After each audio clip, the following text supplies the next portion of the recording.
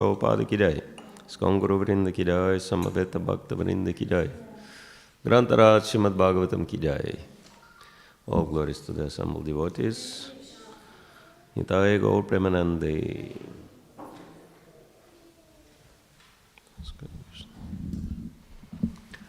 Avagyantimirandasya girandana shalakaya chakshurun militam yana tasmai Shri Gurave Namaha. Shri Chaitanya Manobhishtam Sthapidam Yena Bhutale Swayam Rupa Kadamayam Dadati Swapadantikam Vanchakalpatarubhyascha Kripa Sindhu Bevacha Patitanam Pavanebhyo Vaishnavebhyo Namo Namaha. Shri Krishna Chaitanya Prabhu Nityananda Shri Advaita Gadadhar Shivas Adi Gaur Bhakta Vrinda all together. Hare Krishna, Krishna Krishna, Hare Hare, Hare Rama, Rama Rama, Hare Hare. Bhutai Mahat Prema Paravibhur Nirmaya Kshatya Dhamusha Bhunkta Gunan Sadasa Sadasilmakam Yalang Krishna Bhagavan Vachamsime.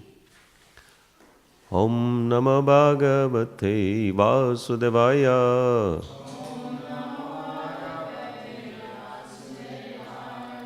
Om Namo Bhagavate Vasudevaya. Om Namo Bhagavate Vasudevaya.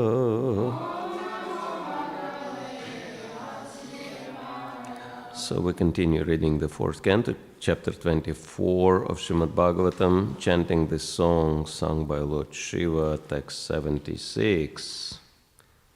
Ya imam shradaya yukta, Ya imam shradaya yukta, Mad Gitam Bhagavat Tavam,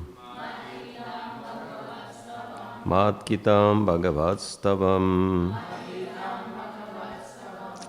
Adhyana Duraradyam, Adhyana Duraradyam, Harim Shadaya, Harim Aradhayataso, Harim Aradhayataso. Ya imam sadaya yukto, Mat Gitam Bhagavat Stavam, Atyana Duraratyam, Harim Aradhayataso. Haribol. Ya imam sadaya yukto, Mad Gitam Bhagavat Stavam, Adhyana Duraradyam, Harim Aradhayataso. Ya imam sadaya yukta, Mad Gitam Bhagavat Stavam, Adhyana Duraradyam, Adhyana. So, ladies, please. Ya imam sadaya yukta,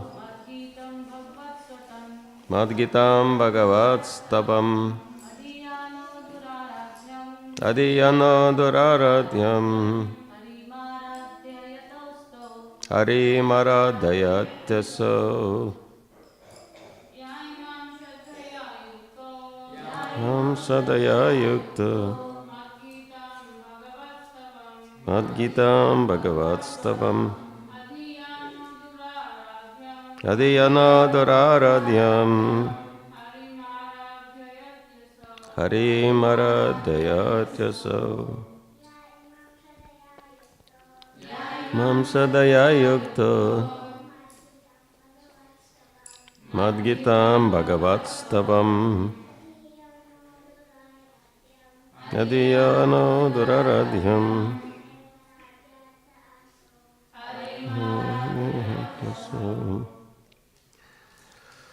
Yaha, anyone. Imam, this. Shradaya, with great faith. Yuktaha, devotionally attached. Madgitam, the song composed by me, or song about me. Or song by me. Bhagavat Stavam, a prayer offered to the Supreme Personality of Godhead.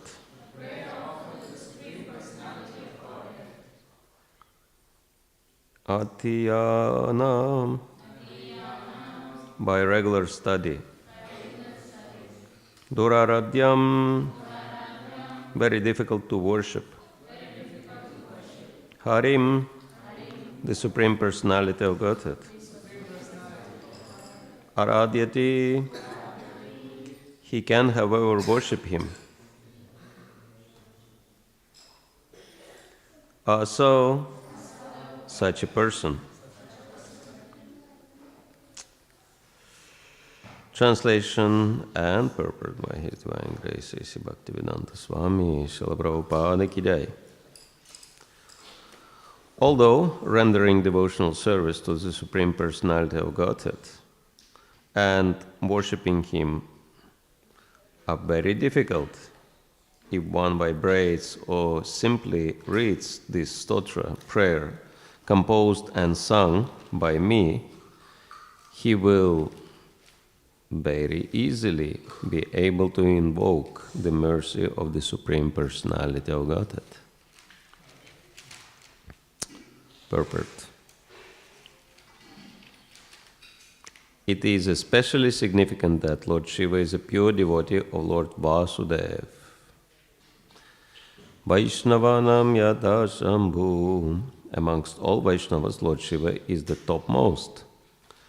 Consequently, Lord Shiva has a sampradaya, a Vaishnava disciplic succession called the Rudra Sampradaya. At the present moment, those who belong to the Vishnu Swami Sampradaya or Vaishnavas come from Rudra. Lord Shiva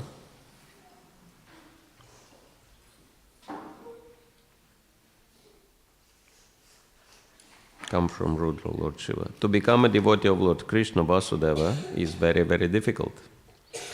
The word especially used in this connection is Duraradhyam. The worship of the demigods is not very difficult, but becoming a devotee of Lord Vasudeva Krishna is not so easy. However, if one adheres to the principles and follows in the footsteps of the high authorities, as advised by Lord Shiva, one can easily become a devotee of Lord Vasudeva.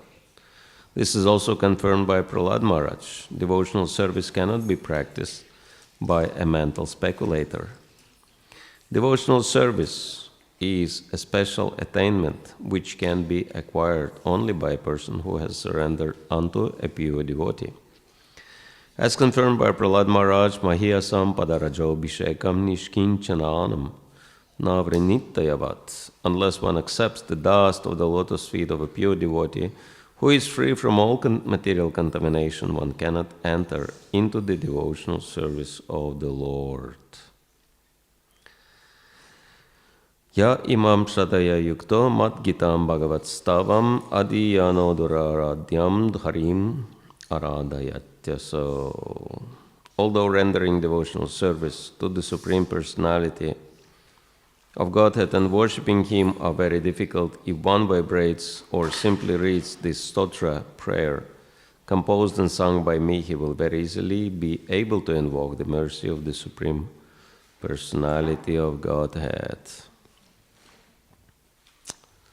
So this is a special blessing given by Lord Shiva, and it's explained, his blessing everyone who is reading this stotra, this prayer, that even though it is very difficult to surrender unto Krishna, but by the mercy of Lord Shiva, it can become very easy. Actually, we're all depending on the mercy of Lord Shiva. Lord Shiva is a very important personality in this world, because Lord Shiva is in charge of which element? Huh? False ego, yes. And so we can only get rid of false ego by the mercy of Lord Shiva, because He is in charge of it. How many of you would like to get rid of false ego? Okay. So that's why we need mercy of Lord Shiva. And how do we get His mercy? There are so many people who are worshipping Lord Shiva, but what do they want from Him? Yeah, they want material sense gratification, right? And for Lord Shiva it's not a problem. He provides them with their sense gratification just to get rid of them. Bad association, okay, take whatever you like and just get lost. So they cannot really get the mercy of Lord Shiva, because they are very materially motivated, these worshippers. Even though they are directly associating with a pure devotee of the Lord. There was one instance with Srila Prabhupada when he was giving darshan in Mayapur to the devotees, and he was sitting at the veranda. And anyone who's been to Mayapur knows that it is very famous for plenty of mosquitoes. Right? How many of you have been to Mayapur? Okay, most of you. So everyone remembers mosquitoes. And so Prabhupada was sitting and answering devotees' questions, and one devotee asked, Srila Prabhupada, is it true that those who are closest to you, they are getting most of your mercy? And at that time, mosquito landed on Prabhupada's hand. Prabhupada looked at the mosquito and he said, at the moment this guy is the closest to me, but I will not give him my mercy. So he chased the mosquito away. So that was, and Prabhupada was so expert about this, right? Using the circumstances for preaching, connecting everything with the essence of Krishna consciousness. And so he explained by this, it's not about being close or far, it's about motivation. And so if someone is materially motivated, like the mosquito, right? What was mosquito's motivation? Was he trying to get the mercy of pure devotee to become Krishna conscious? No, he just wanted to suck blood, right? Srila Prabhupada's blood. And so, unfortunately, this world is full of bloodsuckers. Those who want to come to the exalted personality for material benefits. And so, there are many of such devotees of Lord Shiva. But there are very, very few who understand what is the real benefit Lord Shiva can give. This is what this particular chapter is explaining, that the greatest benefit Lord Shiva can give is to share His Krishna consciousness with us, right? And this is what He is doing to Prachetas, and luckily it has been recorded, And we can also benefit from that. So this is how we can get the mercy of Lord Shiva. By chanting this stotra and by meditating on what Lord Shiva is explaining. Because without the mercy of Lord Shiva, no one can get rid of false ego, and without becoming free from false ego, no one can enter into the kingdom of God. So, we understand there is material world and there is a spiritual world. And there is an area in between the two, which is called Brahmajyoti. Brahmajyoti is like a neutral territory. Normally, it's a standard that between the two countries, where the border is, there is a neutral territory. And it doesn't even matter whether it is land or water. There are also, in the sea or ocean, there are neutral waters, which belong to both countries, but do not really belong to either. So at least they left something for God, right? They haven't divided everything between themselves. They recognized, okay, at least a few strips of land or water still belong to God. No one should claim. Actually, ideally, no one should claim any proprietorship over anything, right? Ishavasim idam sarvam. They should recognize that everything is God's property. And so, Brahmajyoti is such a neutral territory between material and spiritual world. And who is the master of that neutral territory? Who is the bodyguard? I mean, not the bodyguard, but border guard. Who is the border guard there? Lord Shiva, yes. He is guarding. And Kailash, this is where Kailash is situated, in Brahmajyoti. And so Lord Shiva is there. So basically speaking, he is immigration officer. So if you want to go to the spiritual world, you have to get his approval stamp. Then you can go. Otherwise not. Otherwise you have to stay.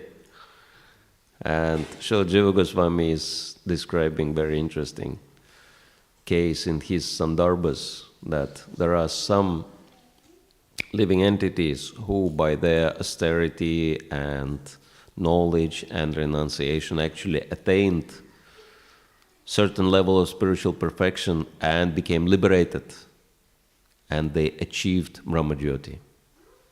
And it's very interesting that in Brahmajyoti there is also an area which is closer to the material world, but there is an area which is very close to the spiritual world. And actually those jivas who are situated in Brahmajyoti, very close to the spiritual world, they can actually see the Lord and His pastimes. And naturally they become very attracted. But unfortunately, because their consciousness is still not pure, as Bhagavatam describes, even though they are liberated, but still an impurity is there. And what is the impurity? It is desire to become one with Krishna. And so they meditate, Soham, Soham, Soham, I am Him, I am Him, I am Him, right? And so then they go to the spiritual world. But Lord Shiva is there with his trident. And when they try to illegally enter into the spiritual world, he takes his trident and then he strikes them with his trident. And his blow is so mighty that all these jivas, they go into the spiritual world, and they fly through all 8,400,000 species down to the very bottom. Just imagine what kind of power Lord Shiva has. And they enter into the stone. Stone, actually some stones are also alive. Because the symptom of life is growth. And certain stones, of course, most of the stones are dead. But there are lively stones. And these are actually gemstones. Because gemstones, they grow. Very slowly, but still they grow. Why? Because they have jiva inside. And who is the jiva? That's impersonalist, who is sitting there. And, this jiva is perfect. Doesn't have any contamination of the ordinary jiva. The only contamination of that jiva was that he wanted to merge with the Supreme Lord. And because that's very high consciousness, high level jiva sitting there, that's why the gemstones become so attractive. So if anyone wears those gemstones, you're actually wearing those impersonalists on you. Which is still all right. They're not materialists. But yeah, this is the example which helps us to understand that without Lord Shiva's blessings, we can never enter into the spiritual world.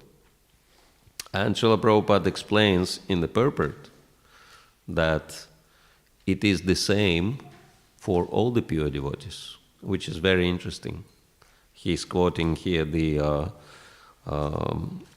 words of Prahlad Maharaj, unless one accepts the dust of the lotus feet of a pure devotee who is free from all material contamination, one cannot enter into the devotional service of the Lord.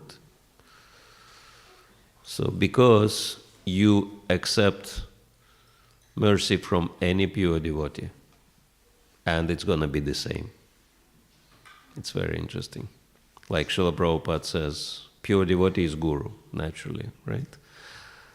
Because he represents the Lord. And Guru is one.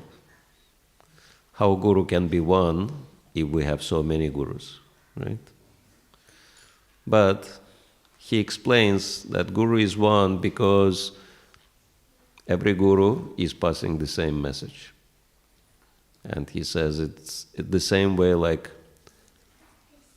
doctor is the same, because every doctor is following the same medical science, right? Or you take any profession.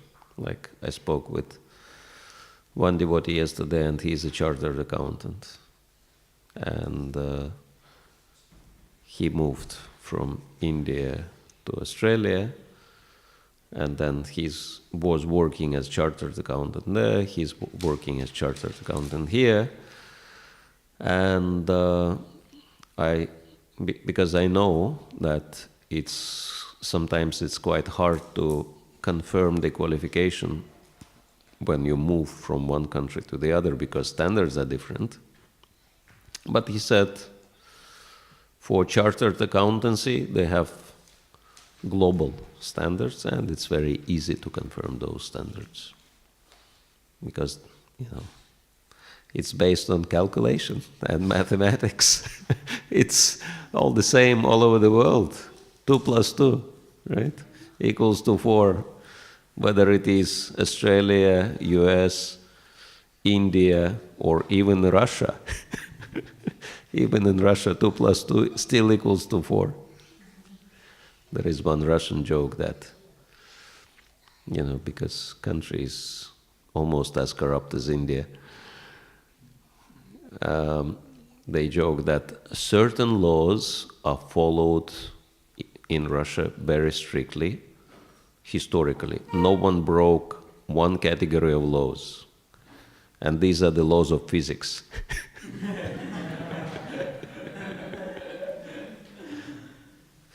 So even in Russia they follow those laws strictly. And so we can understand.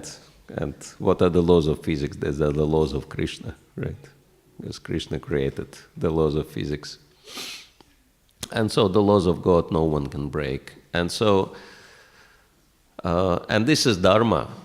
Dharma, Srila Prabhupada explains, means divine laws, laws of God. It's not. It has nothing to do with religion. Sometimes the word Dharma is translated as religion. But religion is something which is man-made, right? Certain rituals, certain whatever, understanding, tradition. But Sanatana Dharma has nothing to do with religions. Sanatana Dharma refers to the eternal laws of the Supreme Lord, and these laws are the same. Like Prabhupada was saying, what Bhagavad Gita has to do with the religions. Like Dehinosmin Yata Dehe, that the soul is passing from one body to the other, from young body to from body of a child to the young body to the middle-aged body, and then to the elderly man's body, and then to the next body at the time of death. So what that has to do with religion? Does it mean that if you don't believe in God, you don't go through those changes? You don't die, you don't take birth. So these are standard. You don't grow old. Probably if that would happen, everyone would become atheists, right? No, but it's the same. These laws are the same for everyone. And so pure devotee is the one who helps us to understand what are the laws of God and how to follow them. And of course, there are only two options in terms of the laws. One is to follow the laws, and the other one is to break the laws, right? You either follow or break the laws. And so if you follow the laws, you get the benefit. If you break the laws, you get in trouble. And so the main laws, the most important laws for us are the laws of God. And so the better we follow the laws of God, the more benefit we gain. And that's why we were discussing, that came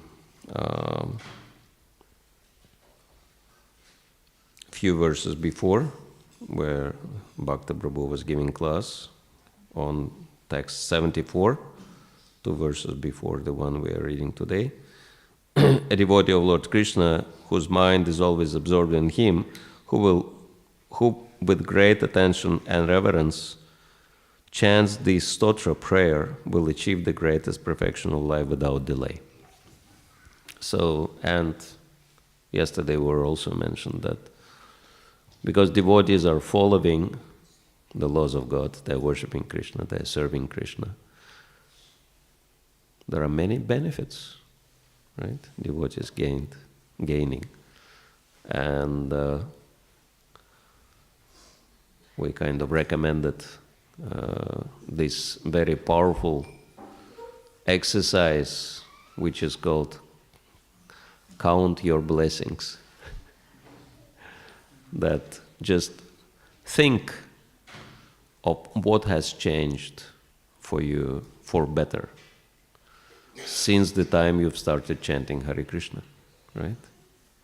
And if you think about it, it's like so many things, right? You gained so many good things, starting with devotee association, wonderful prasadam, wonderful life for singing and dancing, and wonderful knowledge, purpose of life, and you name it, like unlimited. And got rid of so many troubles, like bad association, etc., etc., etc. And bad habits also, right? And so it's very interesting to see that when devotees do this exercise, the longer the devotee practices, the longer is the list. I did that list for myself, and I came to 108 points, 108 blessings I've gained since I started chanting Hare Krishna. And then I realized that this is not exhaustive list. I can still carry on, but I kind of like the number. So I stopped at 108. And so yes, we're gaining so much because we follow Dharma, right? We follow Krishna's laws. And it's such a nice life of Krishna consciousness, and therefore we want everyone to live this kind of life, right? We want everyone to be happy in Krishna consciousness. But there is a danger, and actually Lord Shiva is explaining that it's not very easy to become Krishna conscious, right? And what is the difficulty? Like, we have this book by Shrutakirti Prabhu, right? Prabhupada used to ask, what is the difficulty? And we know there are difficulties, right? And I wanted you to help me with giving certain points which are the difficulties, which prevent us from becoming Krishna conscious. What are the difficulties? No difficulties? Yes. Bad association. Yeah. Why bad association? We have devotee association. Previous impressions? Yes. Material desires, right? Okay. Any other difficulties? Huh? Mind. Okay, yes. Materialistic mind. Same material desires, right? If you sum up all the difficulties, it will come to that, right? Material desires. So material desires stand in the way. And, of course, now is the question how to get rid of material desires.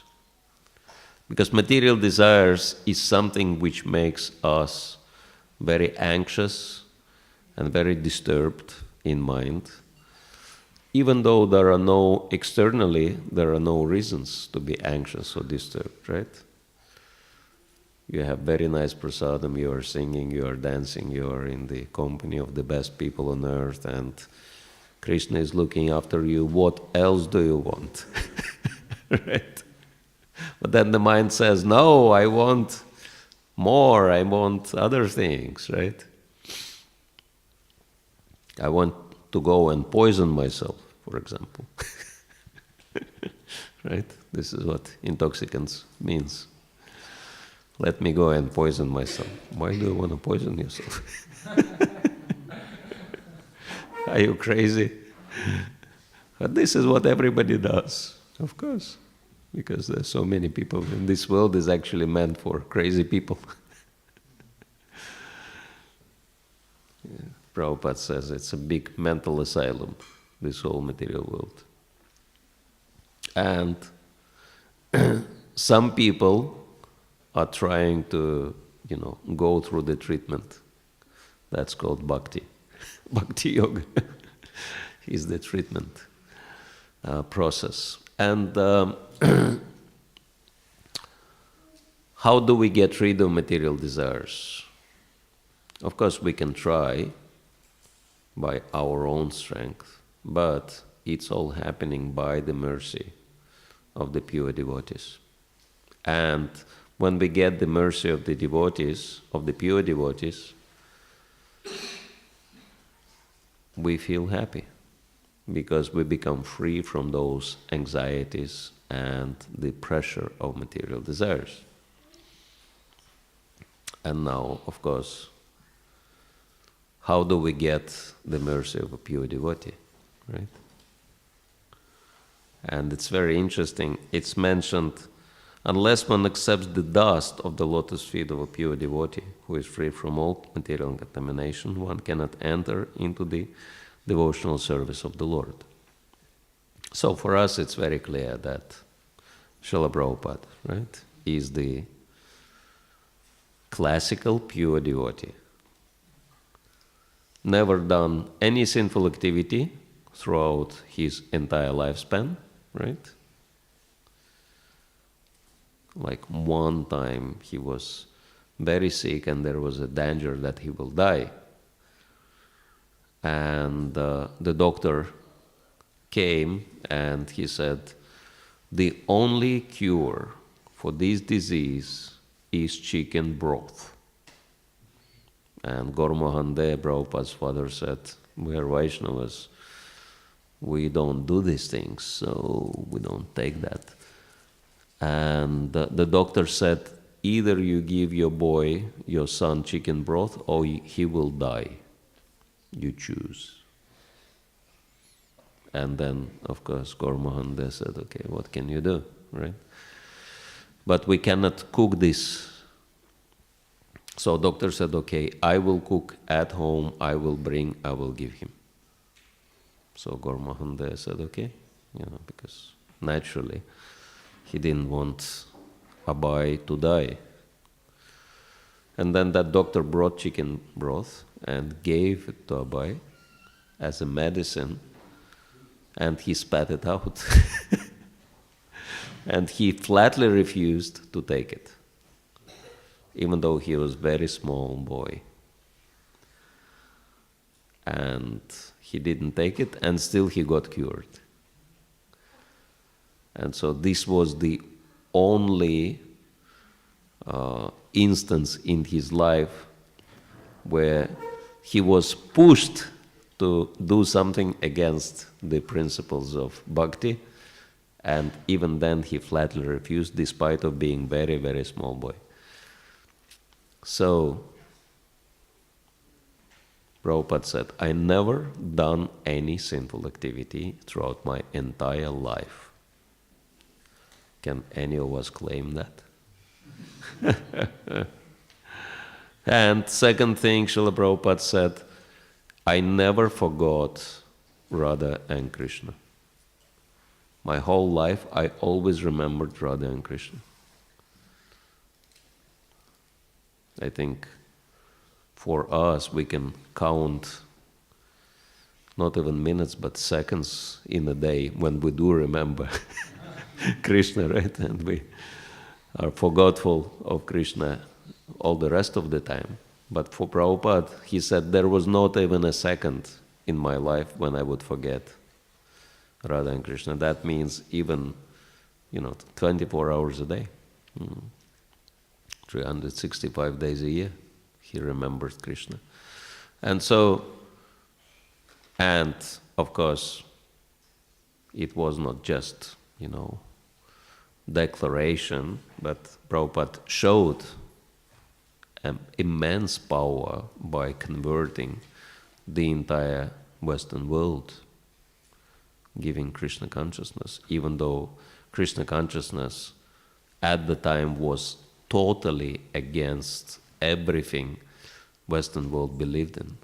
And Prabhupada single-handedly managed to stop this tide of sinful activities and reverse the flow of history. That's like unbelievable, globally. And so, for us there is no doubt that Srila Prabhupada is the pure devotee.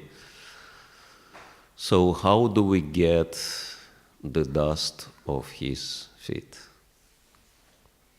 Of course, sometimes devotees are fortunate enough, they have like Prabhupada shoes, and they can get some dust from there. I have a piece of carpet from Bhaktivedanta Manor Srila Prabhupada was walking on, so that also has some dust from his feet. So we can get dust from Prabhupada's feet in this way. But is this the only way how to get the dust of Prabhupada's feet? How to accept the dust of the lotus feet of Srila Prabhupada? So what is the other and deeper meaning of the dust of the lotus feet of a pure devotee.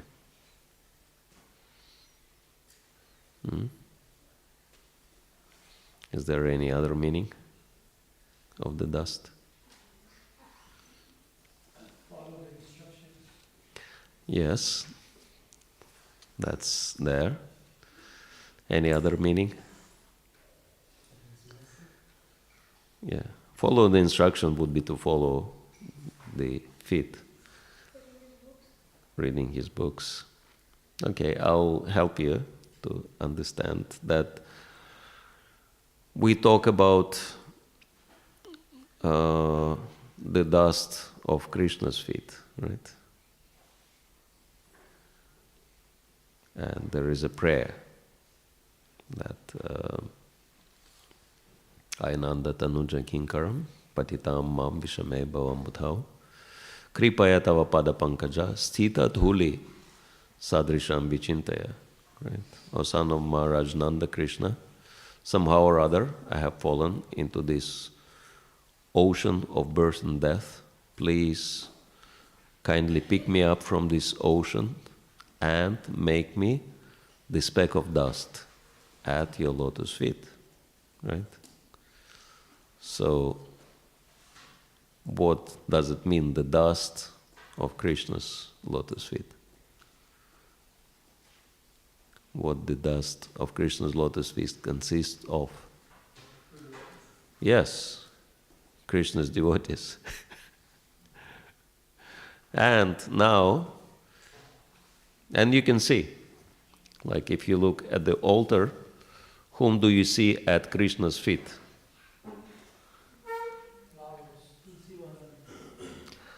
Okay, that, of course, that's very clear if you look at Gaur Nitai's altar. Who is at the feet of Gaur Nitai? Parampara, right? So, pure Vaishnavas are always at the feet of the Lord. And so, taking the same analogy further, who is at the feet of pure devotees?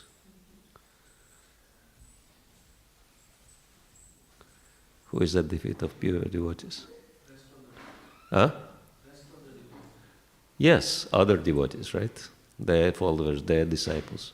So we can understand that accepting the dust of the lotus feet of pure devotees means to serve all devotees.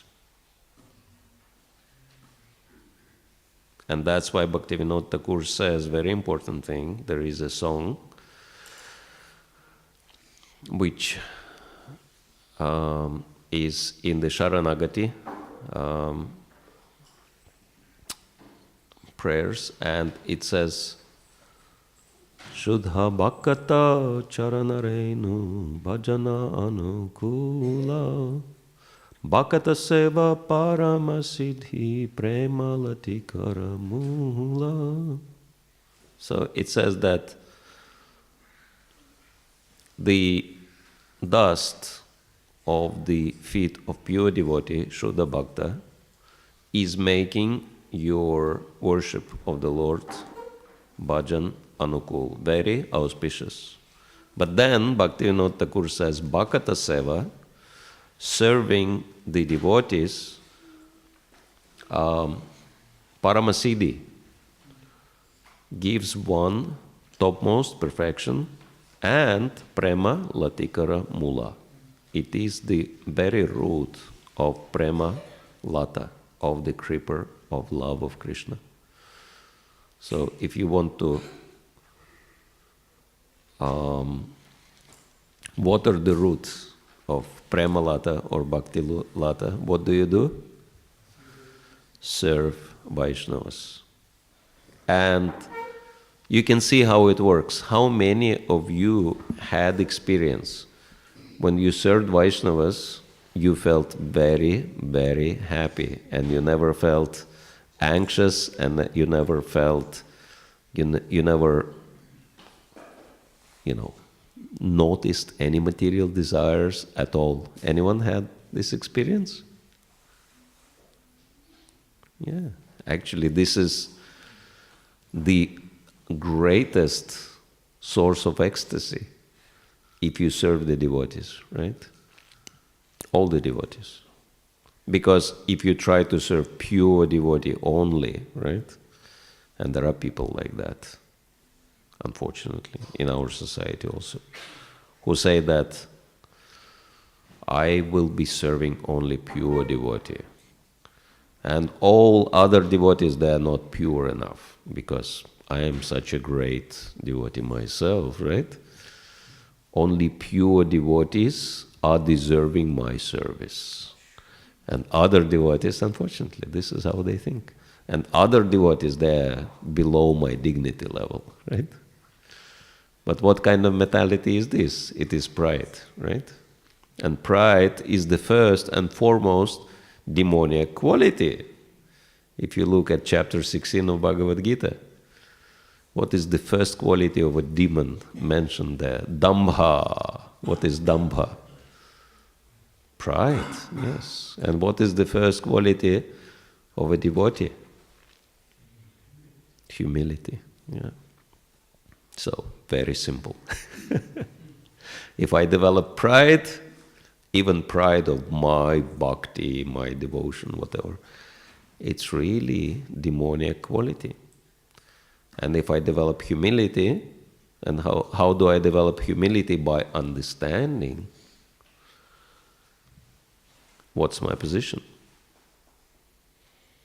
There is one powerful prayer by Vritrasura, who was a demon, but he only had demoniac body, but his consciousness was pure Krishna consciousness. And that's of course coming a little later in the 6th canto, but Vritrasura says, Aham haritava padaikamulam daso nadaso bhavitasmi buddhya manasmarita supater gunamste grinitava karma karodukaya. He says, Oh my dear Lord, when will I finally attain the shelter of your lotus feet? And dasa anudasa bhavitasmi bhuya. When will I finally become the servant of your servants? And the same thing Lord Chaitanya says also, right? Jiver gopi bhartuh padakamalayur dasa dasa anudasa, right? I am the most insignificant servant of all the servants of the Supreme Lord. So servant of the servant of the servant, that's actually the position of perfection in bhakti. That's why at one point I thought that the lower you go, the higher you get in bhakti, right? And so if we just meditate on this one point, the lower we go, the higher we get. Then, it's like unobstructed advancement in Krishna consciousness is guaranteed 100%, right? Like the lowest point, you just pay dandavats, right? And then from that you get the highest attainment. And so, yes, it is very important to become servant of the servant of the servant of the Lord, because this is the highest perfection in devotional service. And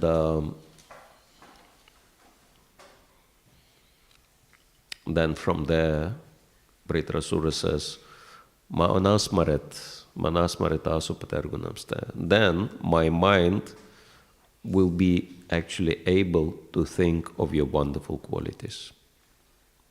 And Grinita Vak, that my speech will be used in glorifying you, and karma karodukaya, that I will be able to engage my activities in your service. So that's the way how to engage body, mind and words in Krishna consciousness. by the mercy of the devotees we serve. And it's very powerful because the more devotees we serve, the more blessings we get for our advancement in Krishna consciousness. So many times devotees like to have competitions, right? Who will learn most of the shlokas? Who will chant more rounds? For example, for some special Ekadashi, right? Sometimes devotees do competition. Who will chant more rounds? I also done these competitions. Who will eat more gulab jamun? Huh? Who will eat more gulab jamun? Yeah, eat more gulab jamuns, distribute more books. So many competitions devotees have, but I think the greatest competition is that who will be able to serve and make most of the devotees happy in Krishna consciousness. How many of you would like to take part in this competition? Okay. Yeah, this is the way to achieve full perfection in Krishna consciousness. All right. So, anyone has any questions, comments, complaints, suggestions? How about giving your dust? How about giving your dust, Maharaj? How? How about giving your dust? How about giving your dust? Lotus feet of your dust. I took a shower, I don't have any.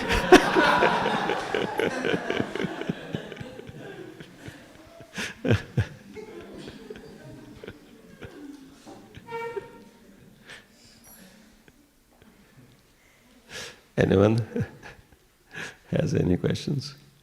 Okay, otherwise we can stop here. All right? Yes. You were mentioning how all the gurus are same, and you were mentioning the point of how all the gurus are same, and they are pure devotees, but you do see that there are some more expert in different fields, so especially in more expert in dealing with the disciple. So that the equality you are talking about, you can explain that. The equality of all gurus, you mentioned a point. But we see there are many differences. Yeah, of course, there are differences. Like medical science is the same, but there are different doctors, right? There are just beginners. Like there is one joke that surgeon comes to the patient before the operation and he says, "So how do you feel?" And patient says, "I'm very nervous, doctor." And the surgeon says, "Why are you nervous?" And he says, "Well, this is my first surgery in life." And doctor says, "There is no reason to be nervous because this is also my first surgery and I'm very calm and peaceful. So you should take my example and be calm and peaceful." So we can understand that doctors are also on different levels, even though medical science is the same, but some are very expert and some are not very expert. And that's why there are so many jokes about doctors, right? One joke is that it's Russian joke, so Russian jokes tend to be very dark. So they say that the housewives, they cover their mistakes with salad dressing. The architects, they cover their mistakes with vines on the walls, right? And doctors, they cover their mistakes with earth.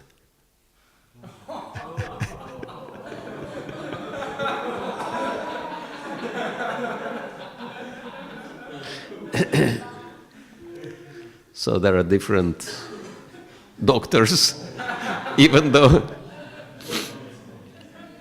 medical science is one, but it also depends, how well one studied and how expert one is. And so that's why you have different spiritual guides, also different God's representatives, and that's why we have to make sure that we have the right one. We get treatment from the right doctor.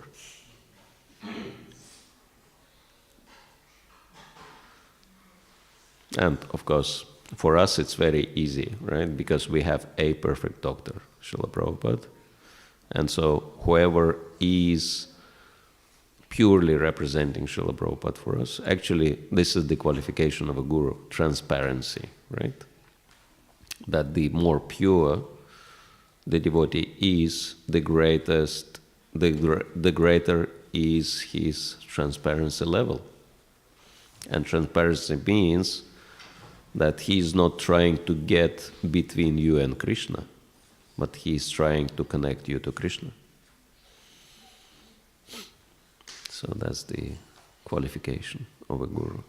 Because Prabhupada was like that. I mean, he had numerous qualifications, but his greatest qualification, which actually allowed him to exhibit so much power, is his total transparency.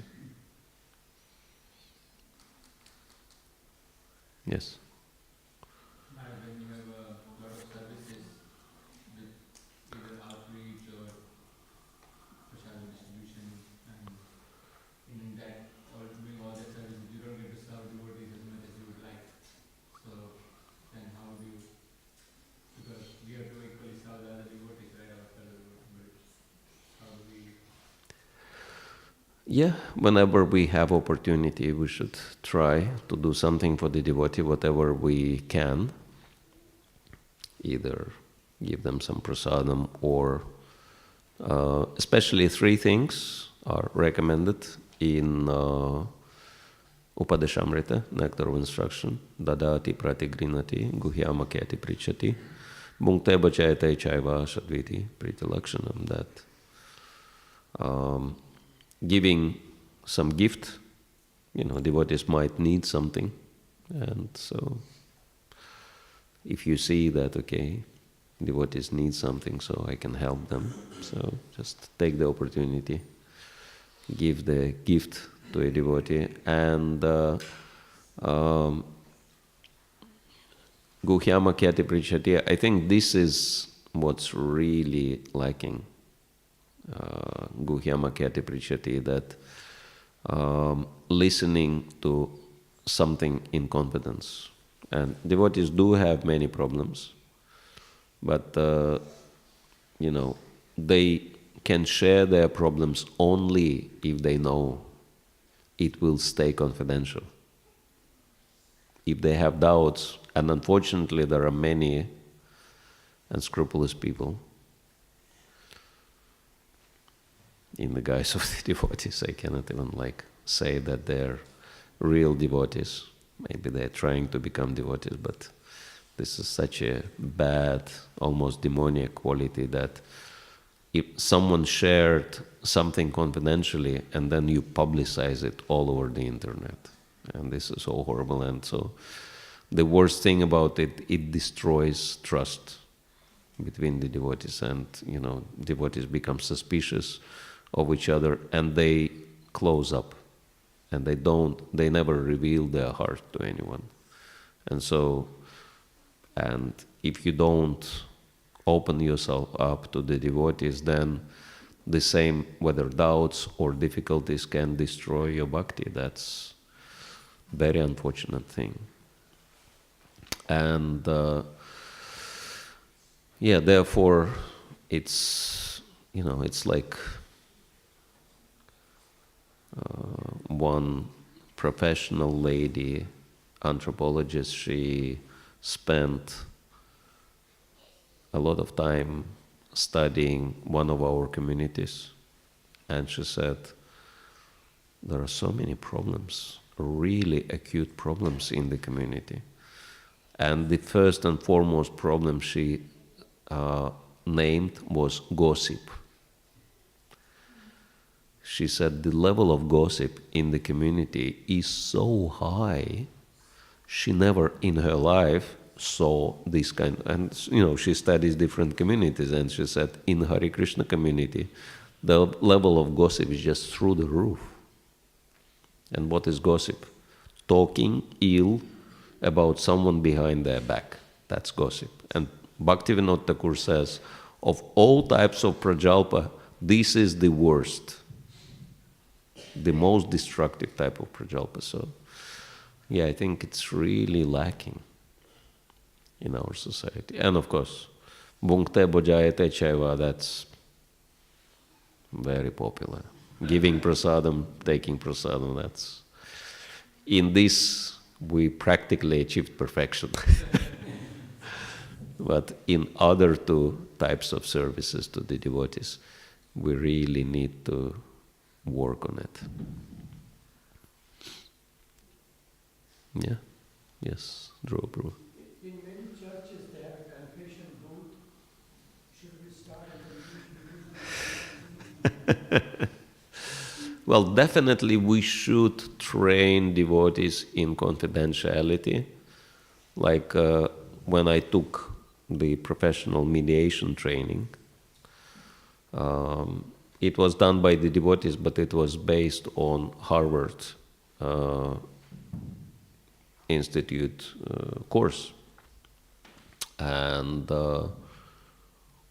this was practically the first and foremost thing, like was drummed in our heads, that whoever tells you about anything, never ever tell anyone without their explicit permission, with the exception of very few things, like, someone is threatening someone's life and planning to kill someone or something, then you might, kind of say, okay, sorry, I cannot keep that confidential.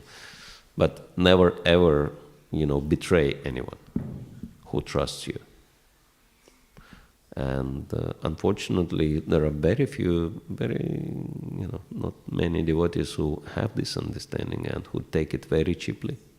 Oh, whatever I've learned, I will preach these things. So this is a very wrong understanding. Yes?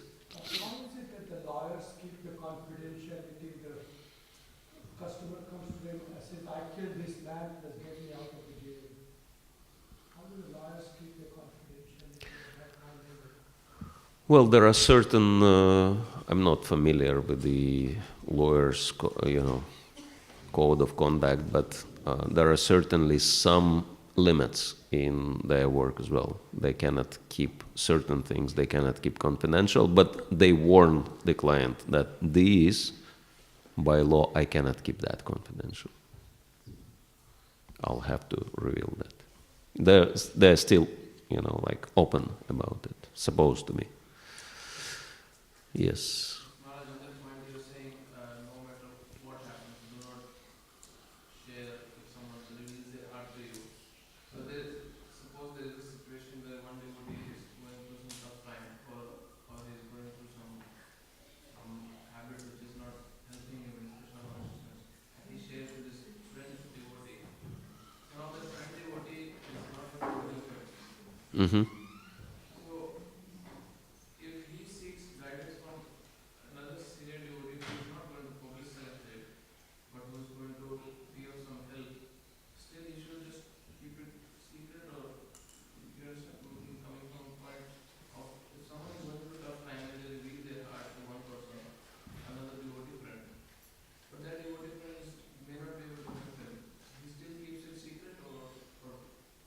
Well, it works in such a way that if someone tells you about the difficulty, you can try to help, but if you cannot, then you can say, okay, I cannot help you here, but I think, somebody else could help you, so I want to tell to that devotee, is it okay with you? So always ask people's permission before disclosing confidential information to anyone. And if you do that without their permission, you destroy your relationship right on the spot, and you destroy their Krishna consciousness, and you destroy your Krishna consciousness also. And that's really important to be mindful of.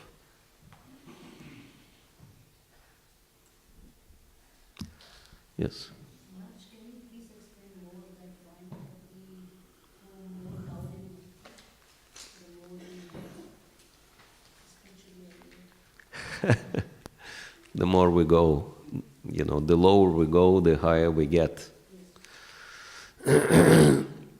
The lower we go means we serve more devotees, and so by serving more devotees, we collect all their blessings, and we go further in our devotional service. Yes? Yes, William. I was just wondering with the God brothers and God sisters of Prabhupada. Little louder, please. Like with the God brothers and God sisters of Prabhupada, like the last orders of Bhakti Rasayana Swami, so not have a leader, but like you should just cooperate, right?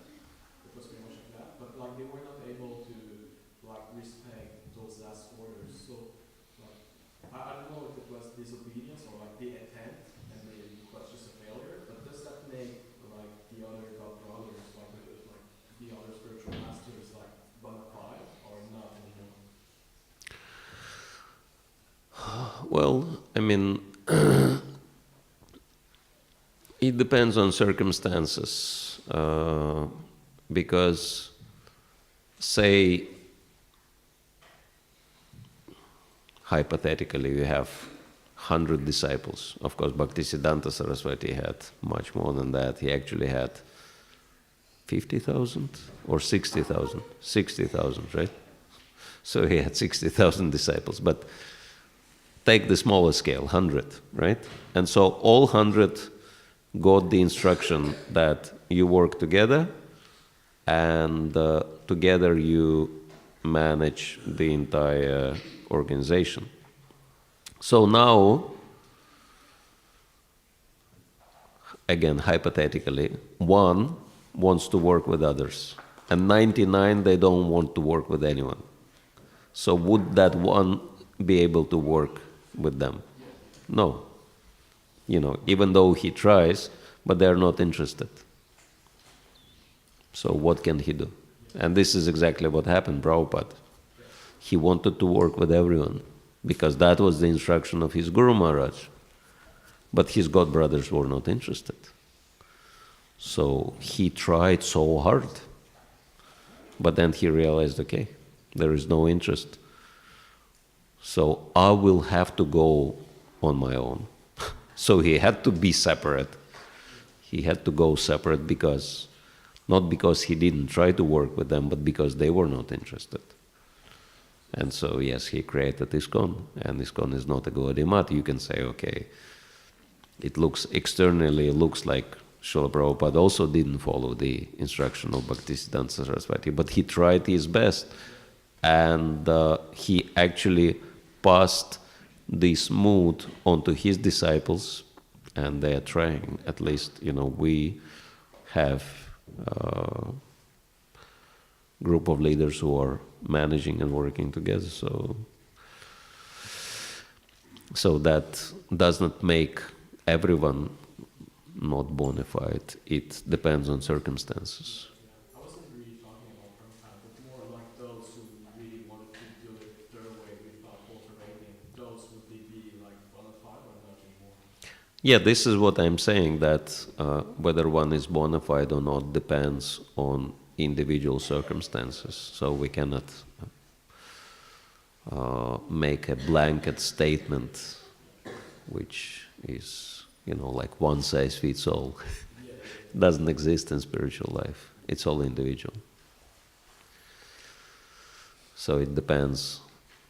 Basically, the qualification of the guru is very simple. How nicely one follows the instruction of his spiritual master. So the best disciple is always the best devotee and automatically guru for others. And for Prabhupada, we have no doubts that he fully dedicated his life to fulfilling the desires of Bhaktisiddhanta Saraswati. All right, last one. Maharaj mentioned that in persons who are more towards spiritual side, they are able to see the pastimes of the Lord. But that's you have the greatest of fortune to be able to see that, and they don't even desire it, they disregard the personal form of the Lord. So then how do they manage to see the pastimes of the Lord? Well, we don't know the details, but apparently it is possible that someone might be on very high level of spiritual perfection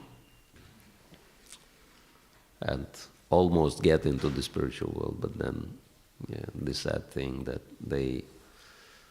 what happens patantiado nadritam yushmadangreya, that they fall again because they don't take shelter of the Lord's lotus feet.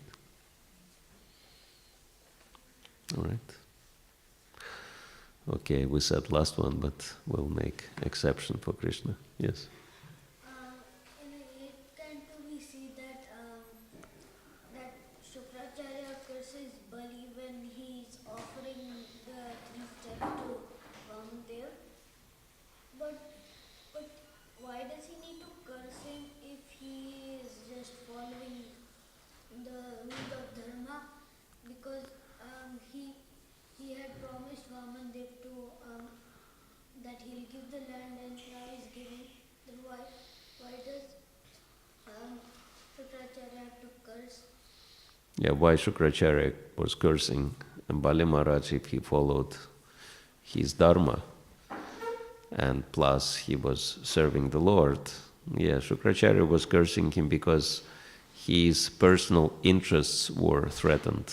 That because Shukracharya was getting his maintenance from Bali Maharaj, right? He was living off Bali Maharaj's wealth.